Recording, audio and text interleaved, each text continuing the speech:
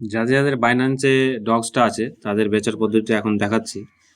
প্রথমে বাইন্যান্স অ্যাপটা আমি খুলে নিব, তারপর এই ওয়ালেটসে যাব। এখানটায় এখানে এই যে এটা স্পট দেখাচ্ছে, এটা হয়তো কারোর ওভারভিউ আসবে। তো এখান থেকে আমি স্পটে যাব। স্পটে গিয়ে দেখবো যে এখানে আমার ডগস দেখাচ্ছে, ঠিক আছে।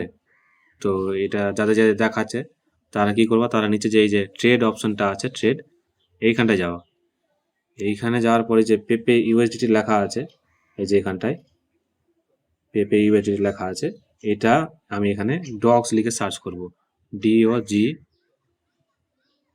DOGS, আর এখানে লেখা আসবে ডগস/USDT।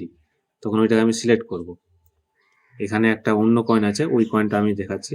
এখানে যেমন পেপে/USDT আছে, এটা আমি দেখাচ্ছি। এটা এখানে আমি বাইয়ে আসবে, তো আমি এখানে সেলে মেরে এখানে 100% করে দিব। আর এখানে যে লিমিট এটা আছে, লিমিট লেখা আছে, এই যে এটা লিমিটটা আছে, এটা আমি মার্কেটটা করে দিব, তাহলে আমার সাথে সাথে বিক্রি হয়ে যাবে। তারপরে এখানে 100% সিলেক্ট করে দিব।